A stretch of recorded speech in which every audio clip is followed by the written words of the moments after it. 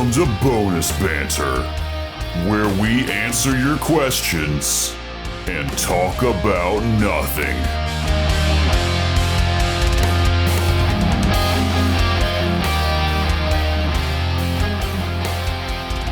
Welcome to Bonus Banter. The first episode of our Bonus Banter whatever series thing. You all right there, Jacob? Welcome to the third gallon bonus banter. They're everywhere. You're going to lose dice in your dice roller. You're not even going to roll dice on this. Welcome to MAYO 99.8, nothing but banter. We started this as an idea because we've gotten really far ahead with our new recording schedule, and we could easily this upcoming summer get in the range of like 6 months ahead. And we love interacting with our fans, and I think as of right now, there was a question someone asked on YouTube that's going to have taken us 2 months to respond to. Yeah, sorry. So we're doing bonus banter to get it all out ahead of time. Here's hoping y'all like it. We'll see how fast this comes out. We're doing this Saturday, May 27th. In true third gallon luck fashion, we announced this like 2 weeks ago, anticipating to do our first one that weekend. And well, 2 weeks is reasonable. I know it's just pretty good, but we weren't able to record last week, so sorry for that. But we have some fun things to cover here. We're also going to take the chance to. We typically try to avoid talking about like new stuff that has come out because, again, by the time it releases on our episodes, it's not new no more. Yeah. So we'll see how many of these we get to make. But in our first bonus banter, we have a question from none other than The Mario. The Mario. I loved your movie. I've never seen a Mario movie yet. The Mario asks, in your opinion, what makes a good downtime session from both the player characters and the GM's perspective? And I wanted to kick around to you guys. What do you guys look for when it comes to downtime? And I imagine this might vary across game systems, and there may be game systems that do downtime better than others. I've got a few things that qualify as good downtime. For like a D20 system, usually, I'm not focusing on crafting. I have done crafting before, so having the opportunity to craft, that's always a good time. Yeah. Getting shopping done in downtime, like being able to replenish all my materials, making sure that I've got armor and spells, like spell items, especially in first edition. Yeah. You need that wand.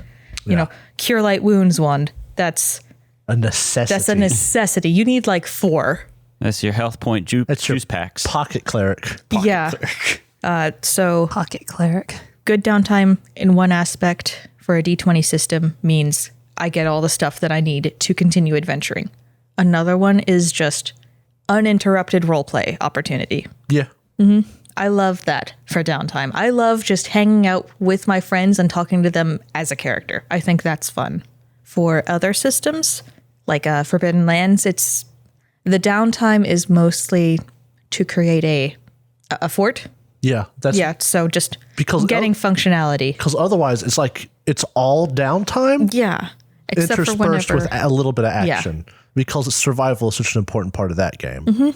Fighting is more prominent in the D20 systems, whereas in Forbidden Lands and whatnot, it's more you're just going around and sometimes you have to fight. Yeah. So it's more downtime. It's actually about living in the Forbidden Lands, which is essentially downtime. Yeah. Bad downtime is what happened in not Abomination Vaults. I played Brittany Bali. Tomb of Annihilation. Tomb of Annihilation. Yeah, its hex crawl mechanics were garbage. Yeah, that was bad. That was bad survival, bad quote unquote downtime. Yeah.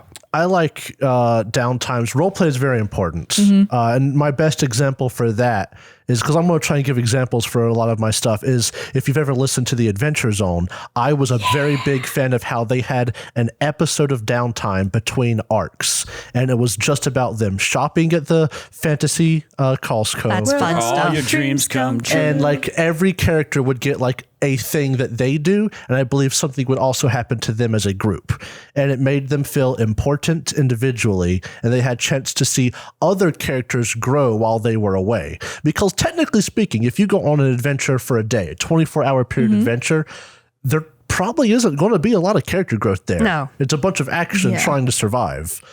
So having downtime is important for character growth. And I also believe that it does have, you could have it be important mechanically, but if that's a thing you're doing, it has to be balanced. My example for that is when I did a homebrew adventure, I would have months happen between our chapters. So, like they would do, of course, during those months, characters would go off and do little mercenary group things, maybe fight bandits, but we didn't play that. So in order to keep things balanced, I didn't let them craft for 4 months. Yeah. Because that would have been a bit extreme. And between Just a every bit. adventure, they got 2 weeks worth of downtime to spend. And then the rest of it, we could just RP as needed. But if I had to choose what I think might be the best downtime system, it'd probably be Blades in the Dark. Oh yeah, because it No, I've takes not what played that one. the Adventure Zone was doing with you have a arc or whatever, and then you have downtime, and it bakes it into the game. And Delta Green, I'd say. Both have specific mechanics for downtime. Oh yeah, Blades in the Dark, you'd have the heists, and then you'd have actual mechanics for the downtime. Like the downtime is an essential part of that game. it's basically how you quote heal. Yeah. Both wounds and also like mental stress. It's also how you manage your like resources and whatever out of the game.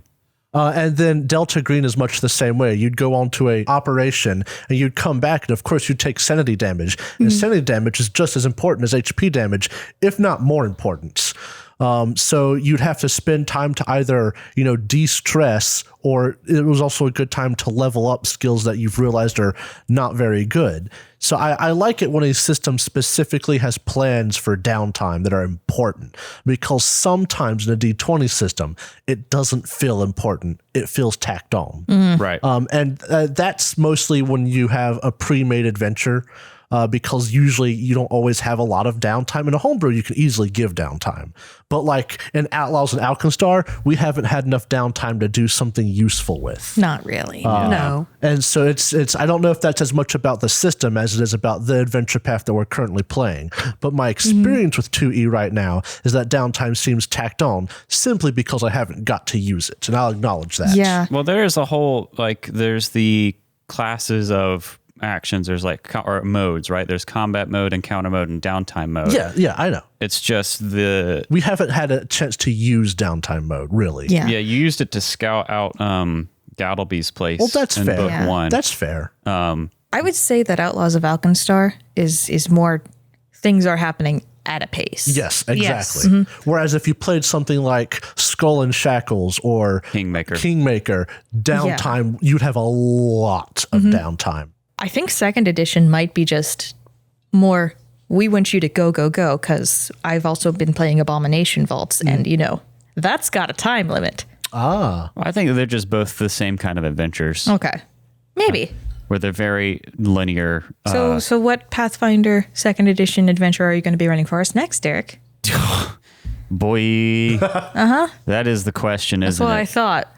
I mean, if you're looking at my perspective on this as the GM is that downtime is a function not only of game system, but more so of the adventure, because you can do downtime in D20 systems just fine, even in ones that have no rules for it whatsoever. 5e.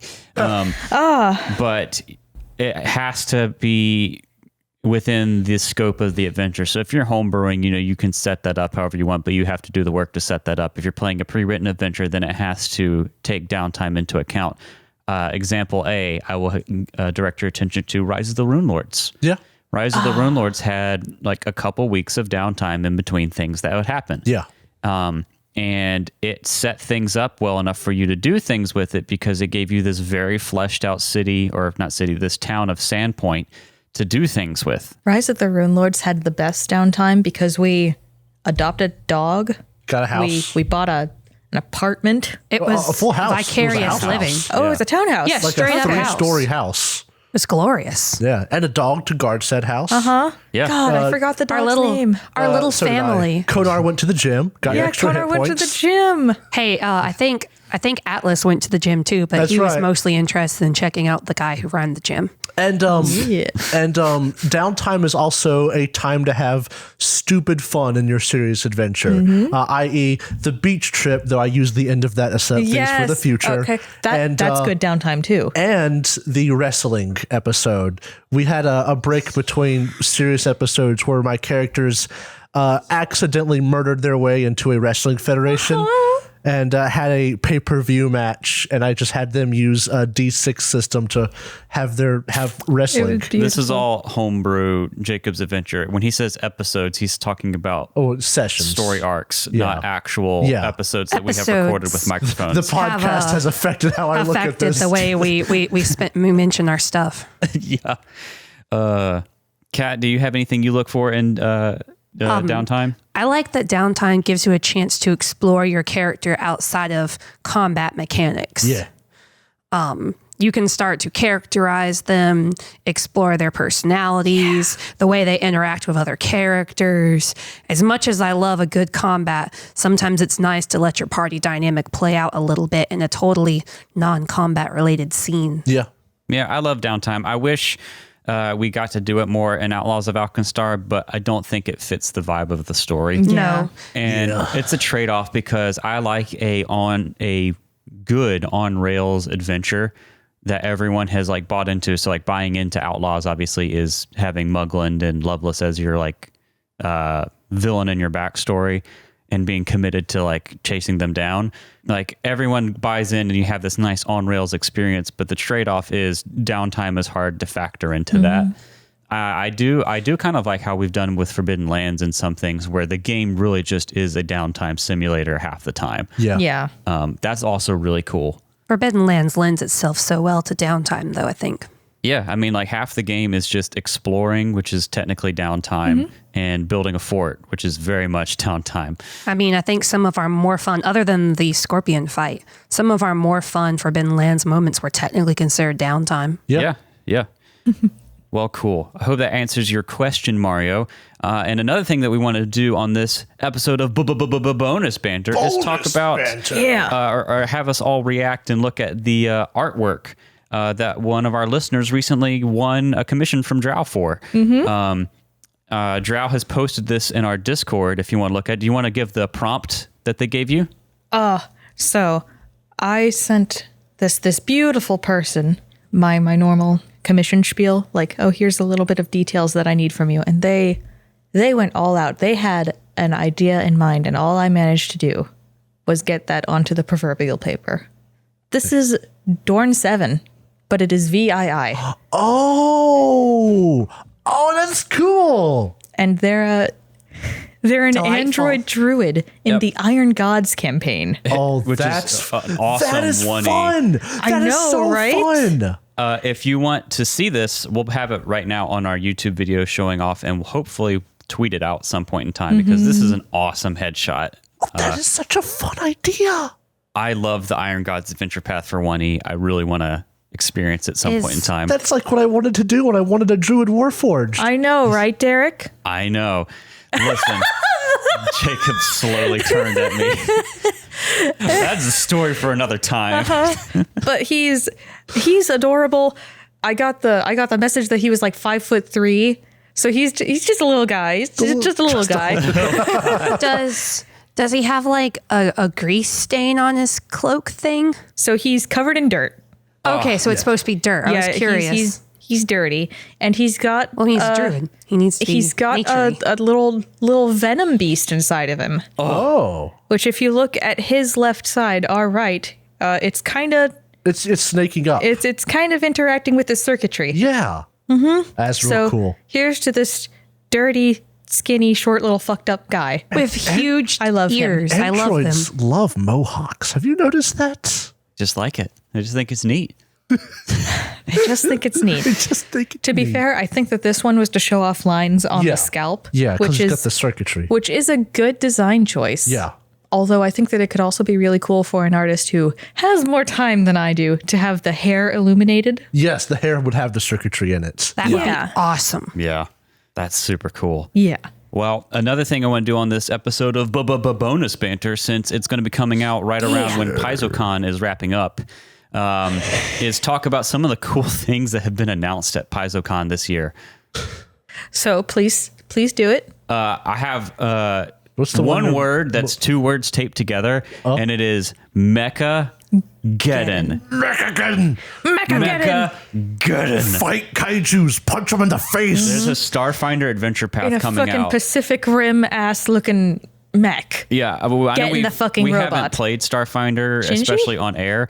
Oh, yeah. But there's a I want to, though. there's a Starfinder adventure path called Mecha-geddon, which is everything it sounds like. You fight kaiju in mechs. I think it starts at level 3 and you go up to 17 with like tier Damn. 17 mechs. That sounds so cool. Damn. Yeah. That would take forever It to would. fight. It would take a long so time long. to record. That's like, what, 4 books? If not That could 5? be No, more. like a single combat. Combats at higher Oh, levels, they you take mean like how long the forever. combat would Yeah. take? Yeah. Oh, man. I'm so stoked about that. Even if we never play it, I want to buy it and read it. We're going to play it one day. Whenever we retire. Yep. We're just piling everything for the retirement Whenever fund. we homestead for RPG. I'm fucking down. We could make a town. We could reach out to listeners. That's right. But Welcome to the 3rd Gallon Village. But again, Mecha, Third and I Gallatin. cannot stress this enough. Geddon. Yeah. Now that's Starfinder. I know we haven't talked about Starfinder a ton on here, but there's a ton of Pathfinder news as well. Yeah. So some of our listeners, if you're into Pathfinder, may have heard about the Pathfinder Remastered project. If you haven't, basically, over the course of Pathfinder 2e becoming a whole lot more popular over the past 6 months, they're remastering the way the core rulebooks are presented. Because right now, when you buy the core rulebook, it's licensed under OGL, and it has a lot of player options. It has everything you need to get started GMing. It has a bunch of rules for like crafting items. It's a big, thick book. It's like 600 something pages. And so some feedback they've gotten is that that's a little intimidating, which I think, bruh. Silly. Well, But the yeah. main reason they're doing this is to get rid of everything OGL and replace it with ORC. So ORC. all their core books coming up will be under totally ORC. not related to anything that's happened in the recent past. Right. Nope. So like there's a lot of things they're changing. Instead of there being a core rulebook, they're going to have a GM core, which is going to take what is now the GM's guide and the GM content from the core rulebook and make it its own dedicated book. And any sort of rules or systems that had like names from OGL material will be, reformatted, renamed. The bigger changes related to that are going to be what the player content looks like. They're basically taking all the player rules out of the core rulebook and in the advanced player's guide and splitting them between player core 1 and player core 2. And there's going to be, I think, 8 classes in each book. And that sounds kind of crappy because like the core rulebook has like a ton of classes, more than 8. But it actually makes sense because there's a lot of things that have really good like subclasses or feats or archetypes in the advanced player's guide, but you have to get both books to use them technically. Yeah. So like now if you get player core 1 and it has champion in it, it'll have all the champion stuff from both books. From both books, yeah. In addition to that, there's some classes are getting some reworks, notably Witch and Champion, and there's some more Witch and anything witch? related to deities. in deities. So Yeah. champion and cleric. And the reason for that is they're removing alignment from the game, which I think is strange. But honestly, It's a bold I've move. talked about before how I'm not a fan of alignments. So like, it's weird for me to be like, this is something that like is odd. You cannot be a fan of something but understand that it's the norm. That's true. Yeah. Yeah. I think what they're doing with it is going to be fine. They're basically replacing it with concepts that are already in the game called edicts and anathema. Yeah. Yeah. So and to I make think that's it- really nifty. I think it's going to work out really well, but they're still keeping the idea of cosmic good and evil. So if you're a cleric and you worship Sarenrae for whatever, you can dedicate, or what is it? Sanctify yourself. And like good and evil become like holy and unholy. And they're doing away with law and chaos. Which makes me more upset, Which honestly. makes me very upset. Because I like the whole Are I you am chaos. upset? old and change is bad. The cool part about all this is if any of these changes make you like, I'm not sure if I want it, everything in the core rulebook is still valid. It's not like they're changing the fundamental game system. You don't have to go along with it. And technically speaking, the changes they're making, it's functionally the same. It's just the names and the things behind the names are a little different. There's a lot of that. Like they're removing spell components and replacing them with traits like manipulate and concentrate. Because again, OGL stuff, they're removing spells like magic missile because OGL, but replacing it with very similar spells of different names. And they're also just removing or fixing things with classes that aren't necessarily a problem, but stuff that players just don't do anyway. Right. Like the fighter with the open trait. No one likes it. No one cares for it. It doesn't come into play very often. And they're fixing focus points because originally if you have 2 focus points and you spend 2, you could only get 1 back without resting. And that's But now- stupid. But now you can just get them all back by spending the time to do it. Little things like that. You just made some fighter niche fan very angry by saying that their favorite it's okay. system is unliked. I invite them to fight me. Yeah, fuck you, niche fighter. And they're also getting rid of Tiefling and Asimar. That's Well, not getting rid. Okay, you have them, you can use them. They're still going to be there. They're just not going to be in the new stuff. They're going to be called Nephilim. Yeah, I don't like that. Which will let you more mix and match. Nephilim is just going to be kind of a catch-all for planar influence. No, I don't care that they're getting rid of Tiefling and Asimar. That's OGL. I get it. I just wish they're lumping them all together, and I liked them being different. Because a heaven-oriented lineage is different than a devil-oriented no, entirely. lineage. Yeah. If you're in Cheliax, you're not going to get Asimar Nephilim. You're going to get a devil Nephilim. But they're kind of doing away with it. Sounds like this is all, not official really. It's announcing what's coming in the future, which could change. But it sounds like they're making them all the same thing. And that's what I don't care And for. the important thing is this is technically just a massive errata. Yeah. Like none of this changes the fundamental game system, and you can still 100% play with the player, your core rulebook content. The only thing that kind of changes is if you buy adventure paths past a certain point, they're going to reference these new books. But again, they're all going to be on Nethys anyway. Yeah, so it's not that big a deal. It's not really that big a bless deal. Nethys. Yeah. That being said, 99% of my characters worship Nethys. that being said, I am interested in getting some of the new books because I'm looking forward to the stuff they're doing with the witch. Yeah, I think one of the bigger changes, honestly, is less player facing. Is that so they're going to have a GM core, player core 1, player core 2. They're going to cover most of the classes, and then there's going to be monster core, which is covering basically a ton of the bestiary things. And I think, from what I can tell, they're moving away from the bestiary concept going forward because there's a new wild whatever book that's going to have a bunch of monsters in it. But isn't that just a bestiary by another name? It is. Okay. That's what I'm saying. But it's going to be less, here is a catalog of monsters, and more here's a book about nature monsters. Okay. And here's background and lore in addition to just a big catalog. More specific monsters in a book, not catch-alls. Right. Okay, yeah. But Monster Core is basically going to remove a lot of the OGL monsters, especially around dragons that are very OGL heavy. Yeah. And replace them with other things. So one of the things, instead of red dragon, there's going to be planar aligned dragons, a diabolic dragon. Yes, the fire that can hurt fire. Yeah. And I think that shit is awesome. Mad about that. Knutis is going to use that. Jacob is salty this episode. I'm jealous of it. And the last thing I want to talk about in this, deluxe sized bonus banter is that they talked about adventure paths coming up.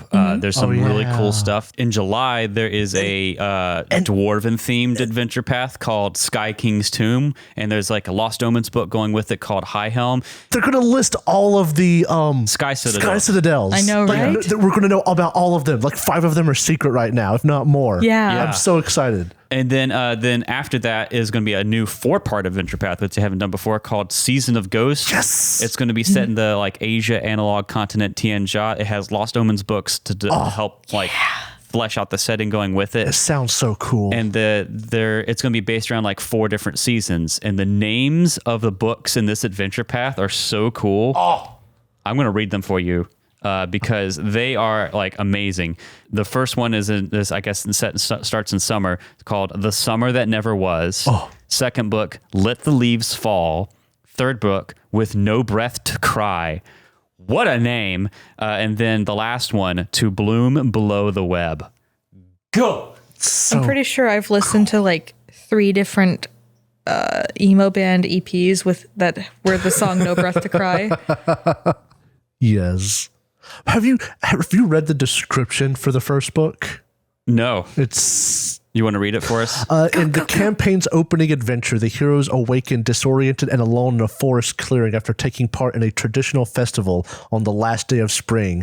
They soon discover their hometown of Willowshore has been invaded by monsters and has fallen under a sinister spell. Yet defeating the monsters is only the first step in discovering the frightening nature of the supernatural curse that has gripped the land. And as the days of a summer plagued with rain trudge on, the grim reality facing the people of Willowshore will need true heroes to confront. Oh, so cool. And lastly, but by no means least, after Season of Ghost finishes up, Season of Ghost number 4 will be the 199th Adventure Path book released. So for Pathfinder Adventure number 200, they're releasing a special deluxe sized book called The 7 Dooms of Sandpoint. It's going to be written by James Jacobs, my beloved, and based on an internal office campaign at Paizo that was like in the PF1E playtest era. Sandpoint is a huge Pathfinder favorite town. If we do enough tours of the Inner Sea, we will probably cover it by itself. Yeah. So this is going to be like a deluxe size. I think it's 3 or 4 to 11. So basically like the size of 2 Adventure Path books. It's probably going to be a hardcover.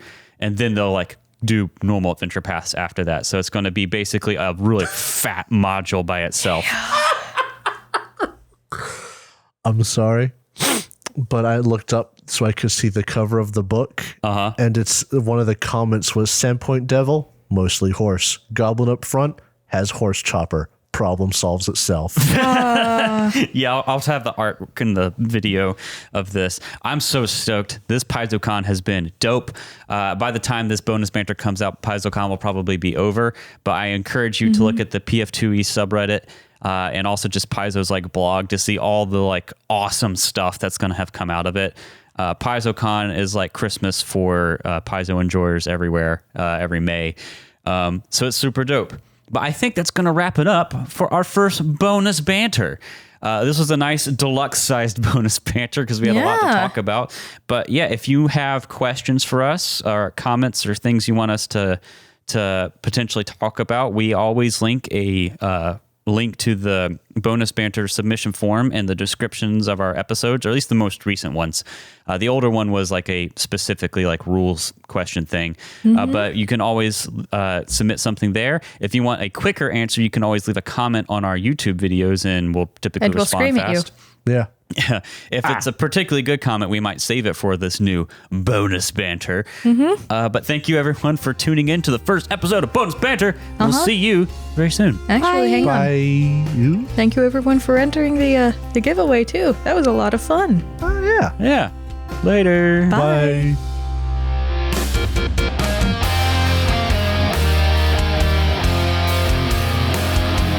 Thank you so much for listening to this episode of Bonus Banter. If you enjoyed it, please consider subscribing, rating, and reviewing us.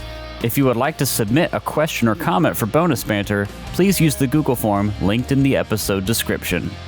If you want to see more from us, check out our website, thirdgallon.com, or follow us on Twitter. We are at thirdgallon, that's THIRD gallon. We are also on Instagram, TikTok, and Facebook with the same handle, at thirdgallon. We also publish a video version of this podcast on YouTube, which you can find on our channel, The Third Gallon Podcast. The theme music for Bonus Banter was composed by Alexander Nakarada. You can find more of his work at serpentsoundstudios.com and support him at patreon.com/a-nakarada. That's patreon.com/ANAKARADA. Thanks again for listening, and we'll see you next time.